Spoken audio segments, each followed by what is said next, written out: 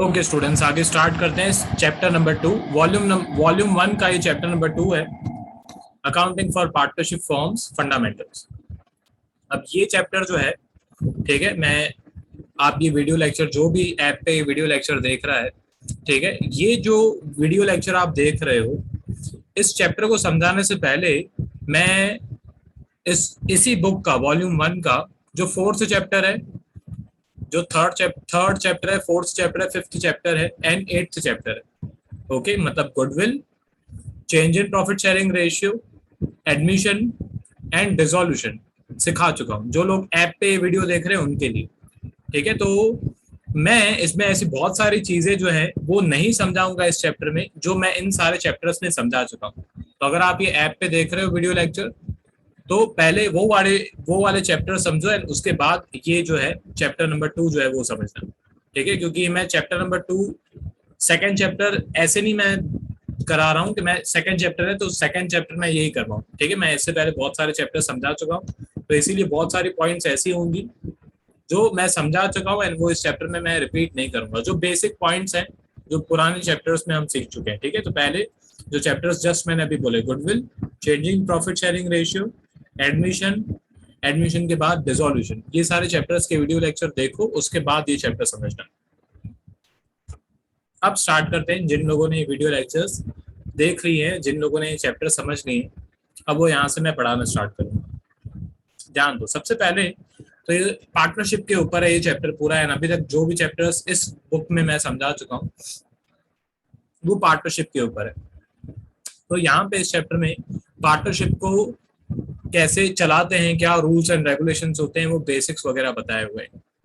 Start करते हैं। सबसे पहले तो यहाँ पे Indian partnership act 1932 section number 4, उसके अकॉर्डिंग पार्टनरशिप की एक डेफिनेशन आपको दी हुई है। लिखा हुआ है, partnership is a relation between persons who have agreed to share profits of a business carried by all or any one of them acting on behalf of all।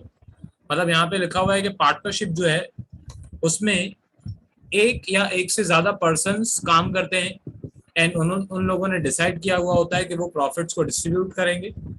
And ये जो प्रॉफिट्स है या ये जो बिजनेस है वो या तो हर कोई चलाएगा या तो इन सब पार्टनर्स के बिहाफ पे कोई एक चलाएगा। तो ये पार्टनरशिप की डेफिनेशन है, बहुत बार पूछते हैं एग्जाम में, लर्न करना अच्छी तरह से। अच्छा, दूसरा, नेचर ऑफ पार्टनरशिप। ध्यान दो, नेचर ऑफ पार्टनरशिप मतलब पार्टनरशिप को लीगल पॉइंट ऑफ व्यू से क्या समझा जाता है। ठीक है, जैसे बिजनेस है, सोल प्रोप्राइटरशिप है। सोल प्रोप्राइटरशिप में बिजनेस अलग होता है, ओनर अलग होता है। ठीक है, मतलब बिजनेस एक सेपरेट लीगल एंटिटी होती है उसके ओनर से। पार्टनरशिप में ऐसा नहीं होता है। ठीक है, partnership from a legal view point is not a separate legal entity from its partners, since the firm's debts can be paid from private asset of the partners if the firm is not able to pay its liabilities। मतलब अगर firm अपनी liabilities पे नहीं कर पाती है तो partners को अपना घर भी बेचना पड़ेगा वो लोन्स या लाइबिलिटीज पे करने के लिए। मतलब in short, partners and partnership firm अलग नहीं है, पार्टनर्स एंड पार्टनरशिप फर्म एक ही है। अच्छा, आगे बढ़ते हैं। उसके बाद ये कुछ एसेंशियल फीचर्स है पार्टनरशिप के, जैसे टू और मोर पर्सन। ऑब्वियसली एक एक बंदे से पार्टनरशिप फर्म नहीं बनती, दो या दो से ज्यादा पार्टनर्स होने चाहिए, पर उसके अंदर भी कुछ रूल्स हैं।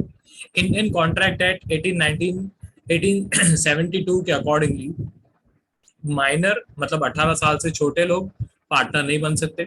पर्सन्स ऑफ अनसाउंड माइंड, जिनका दिमाग सही नहीं है, जिनकी दिमागी हालत सही नहीं है, वो पार्टनर्स नहीं बन सकते। या persons disqualified by any law, या ऐसा कोई पर्सन है जो इंसॉल्वेंट है, जो पहले इंसॉल्वेंट डिक्लेयर हो चुका है या डिफॉल्टर डिक्लेयर हो चुका है, या जिसके अगेंस्ट कोई ज्यादा भारी लीगल चार्जेस है। ठीक है, लीगल चार्जेस है, कोई क्राइम वगैरह किया है, तो ऐसा पर्सन जो है वो पार्टनर नहीं बन सकता है। अच्छा, बात रही मैक्सिमम नंबर ऑफ पार्टनर्स की। ठीक है, तो 100 पार्टनर्स जो है वो मैक्सिमम है। मिनिमम ऑब्वियसली मिनिमम पार्टनर्स 2 होने चाहिए, मैक्सिमम 100 तक जा सकते हैं। ठीक है, एंड ऑब्वियसली यहाँ पे लिखा हुआ है the central government empowers number of partners in the firm subject to maximum of 100। The central government has prescribed maximum number of powers in a firm to be 50 via rule 10 of companies rules 2014। thus in effect a partnership firm cannot have more than 50 partners, मतलब companies act 2013 के accordingly central government 100 partners allow करती थी, पर अभी 2014 में changes किए गए and अब 50 से ज्यादा पार्टनर्स नहीं हो सकते। दूसरा, एग्रीमेंट। पार्टनर्स जब भी ऑब्वियसली कोई भी पार्टनरशिप फर्म खोलते हैं तो एक एग्रीमेंट किया जाता है, हर एक पार्टनर्स के बीच में एक एग्रीमेंट किया जाता है एंड वो एग्रीमेंट ओरल भी हो सकता है, रिटर्न भी हो सकता है, पर प्रिस्क्राइब किया जाता है कि वो रिटर्न फॉर्म में। उस एग्रीमेंट को हम पार्टनरशिप डीड बोलते हैं। पार्टनरशिप डीड के बारे में हम आगे और भी डिटेल में पढ़ेंगे, ठीक है। फिलहाल मैं इतना ही बोलूंगा कि एक एग्रीमेंट बनाया जाता है पार्टनर्स के बीच में, उस एग्रीमेंट को हम पार्टनरशिप डीड बोलते हैं। उसके बाद है लॉफुल बिजनेस। ऑब्वियसली पार्टनरशिप जो है वो किसी लीगल बिजनेस के लिए की जाती है, इलीगल बिजनेस के लिए नहीं की जा सकती। फॉर एग्जांपल ड्रग्स बेचने के लिए हम पार्टनरशिप नहीं कर सकते हैं लीगली, ऑब्वियसली, ठीक है। उसके बाद जैसे गुजरात है तो गुजरात में एल्कोहल बैन है, तो वहां पे एल्कोहल का बिजनेस ओपन करने के लिए हम पार्टनरशिप नहीं कर सकते, वो पार्टनरशिप स्टार्टिंग से ही इलीगल हो जाएगी, जेल हो सकती है। अच्छा, आगे बढ़ते हैं। Fourth point, profit sharing agreement, जो मैंने जस्ट अभी आपको बताया पार्टनरशिप डीड, उस पार्टनरशिप डीड में प्रिस्क्राइब किया जाता है कि प्रॉफिट शेयरिंग रेशियो क्या होगा, पार्टनर्स के बीच में जो प्रॉफिट्स हैं या लॉसेस हैं वो किस रेशियो में डिस्ट्रीब्यूट किए जाएंगे। अब जिन्होंने जो चैप्टर्स मैंने स्टार्टिंग में बताए वो जिन लोगों ने समझे हैं तो उनको पता होना चाहिए कि अगर प्रॉफिट शेयरिंग रेशियो क्वेश्चन में नहीं दिया हुआ है तो प्रॉफिट एंड लॉस रेशियो 1:1:1 होता है, ठीक है। जिन्हें नहीं पता है वो इस चैप्टर में मैं रूल समझाऊंगा, पर मैं फिर भी सजेस्ट करूंगा जो चैप्टर्स ये चैप्टर स्टार्ट करने से पहले मैंने बताया वीडियो लेक्चर में वो देखो तो ज्यादा अच्छी तरह से समझ में आएगा, ठीक है। आगे बढ़ते हैं। उसके बाद है business can be carried on by all or any of partners acting for all. मतलब जरूरी नहीं है कि हर पार्टनर बिजनेस चलाए, ठीक है, जरूरी नहीं है। ऐसा हो सकता है कि कोई पार्टनर जो है वो पैसा लगा रहा है पर बिजनेस नहीं चला रहा है, ठीक है, या कोई पार्टनर ऐसा है जो पैसा नहीं लगा रहा है पर दिन रात मेहनत कर रहा है बिजनेस चलाने में, ऐसा हो सकता है, ठीक है। तो यहाँ पे वही लिखा हुआ है, जरूरी नहीं है कि हर कोई बिजनेस चलाए, हर किसी के बिहाफ पे कोई एक भी, हर पार्टनर के बिहाफ पे कोई एक भी बिजनेस चला सकता है या किसी एजेंट को भी हायर किया जा सकता है बिजनेस चलाने के लिए, ठीक है। आगे बढ़ते हैं। उसके बाद है राइट्स ऑफ पार्टनर्स। ये कुछ रूल्स हैं, कुछ थ्योरी है जो मुझे आपको बतानी है इस चैप्टर में। ऑब्वियसली बहुत सारे सम्स भी हैं, पर उस रूल्स समझने से मतलब वो सम्स जो है वो ज्यादा अच्छी तरह से समझ में आएंगे। रूल समझो अच्छी तरह से फिर सम समझो। हाँ, अब यहाँ पे ये कुछ राइट्स है पार्टनर के। सबसे पहला राइट है कि हर पार्टनर का राइट है कि वो मैनेजमेंट में पार्ट ले सकता है। मतलब हम किसी पार्टनर को ऐसे नहीं बोल सकते कि तू बिजनेस में सिर्फ पैसा लगा, तेरे को बिजनेस में आके काम धंधा करने की जरूरत नहीं है, तो सिर्फ पैसा लगा, ऐसा नहीं हो सकता है। अगर कोई पार्टनर चाहता है तो वो मैनेजमेंट में पार्टिसिपेट कर सकता है। अच्छा, दूसरा, every partner has the right to consulted about the affairs of business. मतलब ऐसा नहीं हो सकता है कि हम किसी पार्टनर से पूछे बिना फर्म के रिलेटेड कोई डिसीजन ले ले, बड़ा डिसीजन ले ले कोई, ओके, छोटे मोटे डिसीजन की बात नहीं कर रहा हूं मैं, कोई बड़ा डिसीजन है तो हर एक पार्टनर से कंसल्ट करना जरूरी है। ऐसा नहीं है कि हमने नाम बदलना है बिजनेस का तो किसी एक पार्टनर से पूछे बिना ही नाम बदल दिया। Third, every partner has right to inspect the books of account and have a copy of it. हर पार्टनर का ये राइट है कि वो अपने बुक्स ऑफ अकाउंट, अपने पार्टनरशिप फर्म के बुक्स ऑफ अकाउंट को देखे, उसे एनालाइज करे एंड अपने पास अगर उसे जरूरत है तो उसकी कॉपी भी रखे। Fourth point, every partner has right to share profits and losses with others in agreed ratio. मतलब हर किसी पार्टनर को प्रॉफिट्स एंड लॉसेस भुगतने पड़ेंगे। प्रॉफिट है तो ऑब्वियसली हर पार्टनर को राइट है कि उसे वो प्रॉफिट में जितना उसका शेयर है उतना उसे पैसा मिले, एंड ऑब्वियसली अगर लॉस हुआ है तो जितना उसका शेयर है उस हिसाब से उसको लॉस भी भुगतना पड़ेगा। फिफ्थ पॉइंट, ये इंपॉर्टेंट पॉइंट है, इसको टिक कर देना, इंपॉर्टेंट, एंड हो सके तो टेक्स्ट बुक लेके बैठो, ज्यादा अच्छी तरह से समझ में आएगा। इमेज है पर इमेज छोटी है आपकी, अगर फोन पे देख रहे हो तो इमेज और छोटी लगेगी, तो टेक्स्ट बुक अगर आपके पास होगी तो बहुत अच्छा। आगे बढ़ते हैं। तो यहाँ पे लिखा हुआ है, मैं डायरेक्टली बता देता हूँ, रीड करने की जरूरत नहीं है। अगर किसी पार्टनर ने बिजनेस को लोन दिया है, ठीक है, किसी पार्टनर ने अगर बिजनेस को लोन दिया है तो उस पर ऑब्वियसली पार्टनर इंटरेस्ट, ब्याज का पैसा मांगेगा। तो मैं वही बोल रहा हूँ, क्वेश्चन में अगर नहीं बताया हुआ है, मैं सम्स के हिसाब से बता रहा हूँ, क्वेश्चन में अगर नहीं बताया हुआ है या इसके हिसाब से बताऊं तो अगर पार्टनर्स ने रेट ऑफ इंटरेस्ट एग्री नहीं किया है तो फिर 6% इंटरेस्ट पर एनम के बेसिस पे कैलकुलेशन होगी। मैं एक बार वापस रिपीट कर दूं, अगर पार्टनर ने बिजनेस को लोन दिया है तो उस पे उसको 6% इंटरेस्ट मिलेगा, अगर एग्रीमेंट में कोई भी प्रोविजन नहीं है। तो अगर रूल है, सपोज करो सब पार्टनर्स ने एग्री किया है कि 10% इंटरेस्ट मिलेगा तो 10% इंटरेस्ट मिलेगा, 12% एग्री किया है सबने तो 12%। पर अगर कोई एग्रीमेंट है ही नहीं इंटरेस्ट ऑन लोन के रिलेटेड तो 6%। ये बहुत बार इस चैप्टर में आगे रिपीट होगा। आगे बढ़ते हैं। Six, in case of emergency a partner has right to act according to his best judgement and be indemnified for the expenses incurred bye.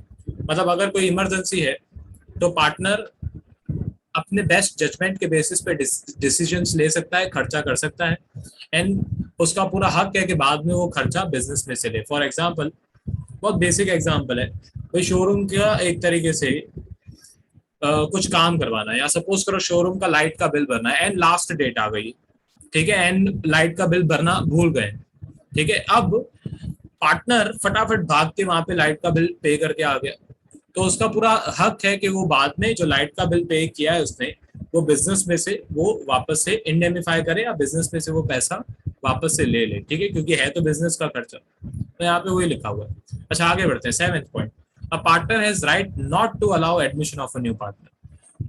नए पार्टनर को हम तभी लेके आ सकते हैं जब हर एक पार्टनर एग्री करे। अगर 10 पार्टनर्स हैं, 10 में से अगर कोई एक पार्टनर भी अगर मना कर देगा तो फिर नए पार्टनर को एडमिट नहीं कर सकते। दूसरा, after giving a proper notice the partner has right to retire.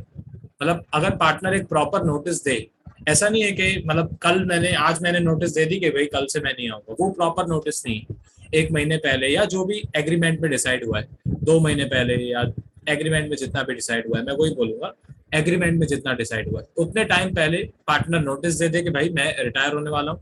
Retire से मेरा मतलब है मैं बिजनेस में से निकलने वाला हूँ। इसका मतलब ये नहीं है कि मैं बस अभी रिटायर हो जाऊंगा, ठीक है। रिटायरमेंट का मतलब बिजनेस में से निकलना होता है, या काम अगर एज हो गई तो ऑब्वियसली रिटायरमेंट का मतलब होता है काम बंद कर देने पर, ठीक है। तो हर पार्टनर का हक है कि वो एक प्रॉपर नोटिस दे के रिटायर हो जाए। फिर 9th point, if a partner incurs expenses, same वही पॉइंट है जो यहाँ पे 6th पॉइंट में है। अगर कोई पार्टनर बिजनेस का खर्चा पे करता है तो उसका पूरा हक है कि वो खर्चा वो बाद में बिजनेस में से निकाले, बिजनेस में से वो खर्चा वापस से रीइंबर्स करे या इंडेमिफाइड करे। आगे बढ़ते हैं। पार्टनरशिप डीड, इस पेज से मेरे को इतना ज्यादा नहीं समझाना है, ठीक है, ध्यान दो। ये है पार्टनरशिप डीड। पार्टनरशिप डीड में कौन सी चीजें होती है वो यहाँ पे बताया हुआ है। ये मैं एक बार स्क्रॉल कर दूंगा, आपके पास अगर टेक्स्ट बुक नहीं है तो यहाँ से रीड कर लो, ठीक है। इस यहाँ पे जो भी समझाया हुआ है, यहाँ पे जो भी लिखा हुआ है वो बहुत बेसिक है, आप एक एक बार रीड करोगे तो भी समझ में आ जाएगा। पार्टनरशिप डीड मतलब ओरल या रिटर्न एग्रीमेंट जो पार्टनर्स के बीच में होता है, ठीक है, ताकि आगे जाकर कोई प्रॉब्लम नहीं हो। इसमें क्या क्या आता है, पार्टनर्स का नाम आता है, डिस्क्रिप्शन ऑफ फर्म, फर्म का नाम आता है, प्रिंसिपल प्लेस, हेडक्वार्टर क्या है बिजनेस का, नेचर ऑफ बिजनेस, किस टाइप का बिजनेस हम कर रहे हैं, कमेंसमेंट ऑफ पार्टनरशिप, ठीक है, मतलब पार्टनरशिप कब स्टार्ट हुई थी, कैपिटल कौन कौन कितना कितना कैपिटल देगा, इंटरेस्ट ऑन कैपिटल कितना चार्ज होगा, इंटरेस्ट ऑन ड्राइंग्स कितना चार्ज होगा, पीएनएल रेशियो क्या होगा, इंटरेस्ट ऑन लोन कितना परसेंटेज में निकालेंगे, पार्टनर्स को कितनी रेम्यूनरेशन मतलब सैलरी है, कमीशन है, बोनस है, वो कितना मिलेगा, वगैरह वगैरह वगैरह, वो सब यहाँ पे लिखा हुआ है। एक बार रीड कर लेना, अपने आप समझ में आ जाएगा। कोई डाउट हो ऑब्वियसली मुझे कांटेक्ट करना या सर को कांटेक्ट करना। आगे बढ़ते हैं। Importance of partnership deed. अब पार्टनरशिप डीड जो है वो इंपॉर्टेंट क्यों है, इस इमेज को थोड़ा और एनलार्ज में कर देता हूं, ठीक है। पार्टनरशिप डीड इंपॉर्टेंट इसीलिए है क्योंकि आगे जाकर डिस्प्यूट्स नहीं, ठीक है। अच्छा ऑब्वियसली पार्टनरशिप डीड के बेसिस पे पार्टनर्स को राइट्स एंड उनकी जो ड्यूटीज हैं या पार्टनर्स की जो राइट्स हैं या उनकी जो लायबिलिटीज हैं वो डिसाइड की जाती है। पर पार्टनरशिप डीड का सबसे इंपॉर्टेंट काम ये होता है कि आगे आने वाले जो लफड़े हैं, आगे आने वाले जो प्रॉब्लम्स हैं वो पहले से ही सॉल्व हो जाए, उनमें कोई एक तरीके से प्रॉब्लम्स सॉल्व करने में कोई मगजमारी नहीं है। फॉर एग्जाम्पल पार्टनरशिप डीड नहीं बनी, अब पार्टनर्स जब एक तरीके से बिजनेस कर रहे थे तो कोई पार्टनरशिप डीड बना ही नहीं, ना ओरल फॉर्म में ना रिटर्न फॉर्म में, सबने बिजनेस चालू कर दिया। अब बिजनेस की एंडिंग डेट आ गई, अब प्रॉफिट डिस्ट्रीब्यूट करने की बारी आई, तो ए बोल रहा है कि मैंने ज्यादा पैसे लगाए हैं बिजनेस में तो मेरे को ज्यादा प्रॉफिट मिलना चाहिए। बी बोल रहा है कि भाई तूने पैसे तो तूने लगाए पर काम तो मैंने ज्यादा किया है। ठीक है, तो मेरे को ज्यादा प्रॉफिट बोलना मिलना चाहिए। अच्छा, साइड में सी खड़ा है, सी बोल रहा है कि आइडिया तो मेरा था ये बिजनेस करने का। ठीक है, जो बिजनेस हम कर रहे हैं वो बिजनेस को सेटअप मैंने किया, वो बिजनेस का आइडिया मेरा था, तो भाई मेरे को ज्यादा प्रॉफिट मिलना चाहिए। तो ऐसी प्रॉब्लम रियल लाइफ में होती थी। ठीक है, जब तक 1932 में रूल्स एंड रेगुलेशंस नहीं बनाए गए तब तक ऐसी प्रॉब्लम्स होती थी। कोई ज्यादा काम कर रहा है, कोई ज्यादा पैसे लगा रहा है, तो जब लड़ाई झगड़े होते थे अगर डिसाइड नहीं किया हुआ होता था तो इसीलिए पार्टनरशिप एक्ट 1932 में एक रूल बनाया गया। ठीक है, एंड वो रूल के हिसाब से अगर पार्टनर्स पार्टनरशिप डीड नहीं बनाते या पार्टनरशिप डीड में कोई ऐसी पॉइंट है ओके जो पार्टनर्स ने नहीं बनाई है, उसके रिलेटेड कोई भी एग्रीमेंट नहीं किया है, तो फिर ये पार्टनरशिप डीड एक डिफॉल्ट पार्टनरशिप डीड फॉलो की जाएगी। उस पर 6 रूल्स होते हैं, एक्चुअल में 7 होते हैं, 7वां मैं बताऊंगा। 6 यहाँ पे लिखे हुए हैं, 7वां मैं बताऊंगा। ठीक है, वो 6 रूल्स यहाँ पे लिखे हुए हैं। सबसे पहले sharing of profit and losses. यहाँ पे अंग्रेजी में जो लिखा हुआ है वो मेरे को नहीं रीड करना है, मैं डायरेक्टली आपको बता देता हूँ। ये पार्टनरशिप डीड मेरे को ऐसे लर्न चाहिए, आप मेरे को चाहिए कि 6 के 6 पॉइंट्स आपको लर्न, मैं समझा रहा हूँ, ध्यान से लर्न करते जाना। सबसे पहले sharing of profits and losses. अगर पार्टनरशिप डीड नहीं बनी हुई है तो profits and losses equally distribute किए जाएंगे, 1:1 में डिस्ट्रीब्यूट किए जाएंगे। अब जिन्होंने goodwill, change in profit sharing ratio या एडमिशन या डिसोल्यूशन चैप्टर समझा है, उनको ये वाला रूल पहले से ही पता होगा। अच्छा, दूसरा इंटरेस्ट ऑन कैपिटल। जो पार्टनर्स कैपिटल लगाते हैं उस पर इंटरेस्ट कैलकुलेट किया जाता है। अगर पार्टनरशिप डीड नहीं बनी हुई है तो ये इंटरेस्ट ऑन कैपिटल नहीं कैलकुलेट किया जाएगा। इंटरेस्ट ऑन ड्राइंग्स का भी सेम, अगर पार्टनरशिप डीड नहीं बनी हुई है तो इंटरेस्ट ऑन ड्राइंग्स भी नहीं कैलकुलेट किया जाएगा। इंटरेस्ट ऑन एडवांस और लोन बाय पार्टनर। अगर किसी पार्टनर ने बिजनेस को लोन दिया है, अगर किसी पार्टनर ने बिजनेस को लोन दिया है तो उस पर 6% इंटरेस्ट कैलकुलेट किया जाएगा, ये मैं पहले भी बता चुका हूँ। पर पार्टनरशिप डीड नहीं बनी हुई है, तो अगर पार्टनरशिप डीड बनी हुई है तो फिर वो पार्टनरशिप डीड को फॉलो किया जाएगा। उसके बाद remuneration to partners. Remuneration to partners मतलब कि एक तरीके से सैलरी है, कमीशन है, बोनस है, ओके, ऐसे कोई भी खर्चे बिजनेस जो है वो पार्टनर्स को पे नहीं करेगा अगर अगर एक तरीके से क्वेश्चन में या पार्टनर्स में पार्टनरशिप डीड नहीं बनी हुई है। तो 6 पॉइंट है एडमिशन ऑफ अ पार्टनर। किसी भी नए पार्टनर को बिना हर किसी पार्टनर के कंसल्टेशन एंड मैं ऐसे बोल सकता हूँ हामी के बगैर हम एग्री नहीं कर सकते। जब तक सारे पार्टनर्स एग्री नहीं करते तब तक न्यू पार्टनर को हम अंदर अपने बिजनेस में एज ए पार्टनर नहीं ले सकते। एक 7वां पॉइंट भी है, ठीक है, partners has every right to reimburse the expenses. ये मैं राइट्स ऑफ पार्टनर में समझा चुका हूँ, पर वो पार्टनरशिप डीड में भी इंक्लूड होता है। ठीक, अगर किसी पार्टनर ने, मैं पहले भी समझा चुका हूँ, अगर किसी पार्टनर ने बिजनेस का कोई खर्चा पे किया है तो पार्टनर का पूरा राइट है कि वो उस खर्चे को रीइंबर्स करे। फिर इसके बाद यहाँ पे और कुछ पॉइंट्स हैं, लायबिलिटीज ऑफ अ पार्टनर। यहाँ पे लिखा हुआ है, if a partner carries on a business in competition with the firm and earns profit from it, the profit earn from such businesses shall be paid to the firm. Okay, मतलब अगर partner जो है वो कोई दूसरा business भी चलाता है जो कि हमारे इस पार्टनरशिप के अगेंस्ट काम करता है, तो उस पार्टनर को लीगली उस बिजनेस का भी प्रॉफिट इस बिजनेस को देना पड़ेगा। अच्छा, दूसरा, if a partner earns profit for himself from any transaction of the firm or from the use of firm's property or business connection, the profit so earn shall be paid to the firm. अगर partner जो है वो किसी firm का, हमारे firm का asset या हमारे फर्म का नाम यूज करके पैसे कमाता है तो वो लीगली उसको पैसा फर्म को देना पड़ेगा। ठीक है, for example, partner gets commission from buyer of the goods on goods sold by the firm, that commission so earn shall be paid to the firm. मतलब अगर पार्टनर ने गुड्स बेचे एंड गुड्स बेचने के बाद जिसने वो गुड्स खरीदे उससे कमीशन पे किया, तो वो कमीशन पार्टनर अपनी जेब में नहीं डाल सकता है, लीगली उसको वो कमीशन पार्टनरशिप फर्म को देना पड़ेगा। अच्छा, दूसरा, कुछ और इंपॉर्टेंट रूल्स एंड वापस से repeated rules. If all the partners agree, a minor may be admitted for benefit of partnership. Benefit शब्द पे अंडरलाइन करो। अगर सारे पार्टनर्स एग्री करते हैं तो 18 साल से किसी छोटे पर्सन को भी एज ए पार्टनर एक्सेप्ट किया जा सकता है, पर सिर्फ बेनिफिट के लिए। माइनर को कभी भी कोई भी लॉस जो है वो नहीं होगा, या माइनर कभी भी अपना एसेट वगैरह बेच के, माइनर के नाम पे जो भी एसेट्स वगैरह हैं वो बेच के एक तरीके से हम लायबिलिटीज को पे नहीं करेंगे। मतलब सिर्फ बेनिफिट के लिए माइनर को पार्टनर बनाया सकता है। सिर्फ प्रॉफिट जब तक हो रहा है तब तक माइनर को एज ए पार्टनर हम रख सकते हैं। माइनर को लॉस नहीं हम एक तरीके से चार्ज कर सकते, या माइनर के बिजनेस मतलब माइनर के एसेट्स बेच के हम लाइबिलिटीज को पे नहीं कर सकते। अच्छा, दूसरा, a person may be admitted as a partner either with consent of all existing partners or in accordance with the agreement among the partners। ये वही सेम पॉइंट रिपीटेड, जब तक सारे पार्टनर्स एग्री नहीं करते हैं तब तक किसी नए पार्टनर को नहीं लिया जा सकता है। या कभी कभी क्या होता है, वोटिंग सिस्टम होता है, पार्टनर्स एग्री करते हैं कि वोटिंग सिस्टम होगा, तो वोटिंग सिस्टम है तो वोटिंग सिस्टम के बेसिस पे नए पार्टनर को एग्री मतलब एडमिट किया जाएगा।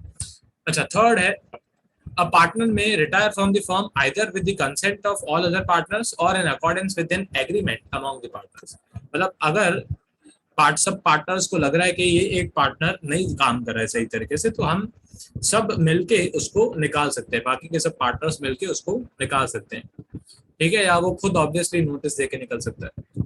उसके बाद fourth point, registration of the firm under partnership act 1932 is optional and not compulsory. मतलब पार्टनरशिप फर्म को रजिस्टर कराना ऑप्शनल है, कंपल्सरी नहीं है, पर रजिस्ट्रेशन कराओ तो अच्छा, क्योंकि बाद में प्रॉब्लम्स आती है।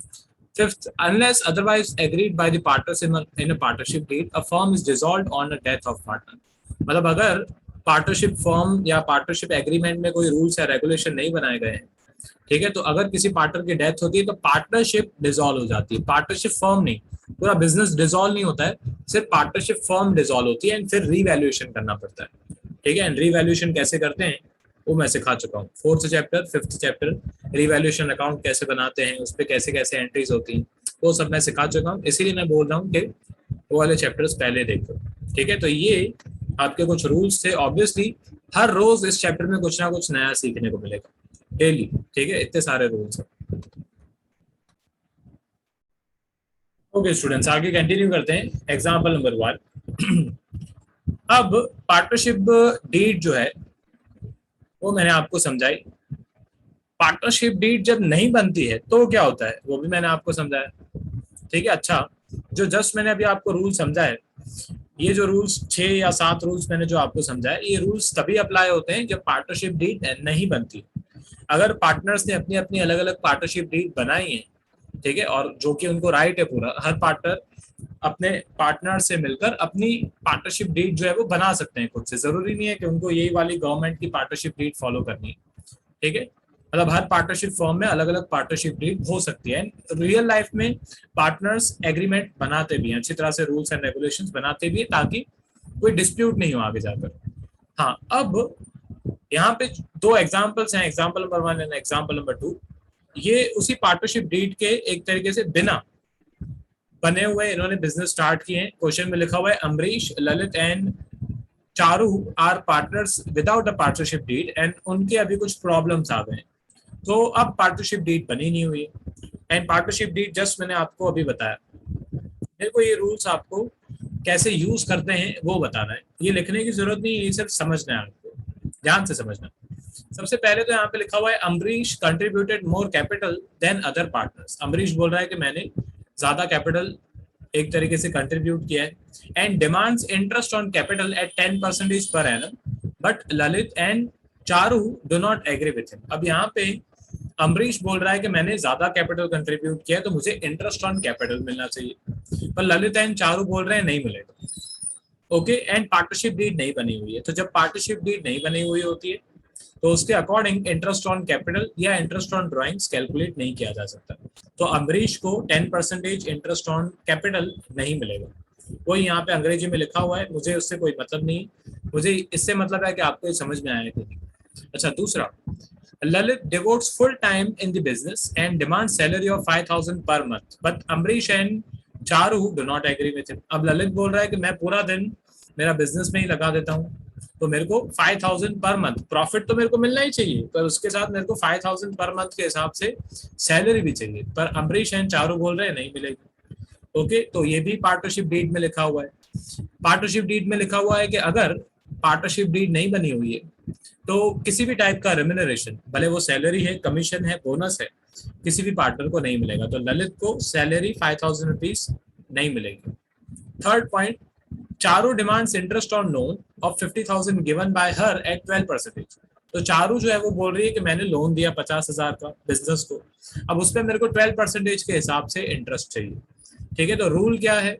रूल ये है कि अगर पार्टनरशिप डीड नहीं बनी हुई है तो interest on loan by a partner 6% होगा। ठीक है, 6%, ना 6% से ज्यादा ना 6% से कम।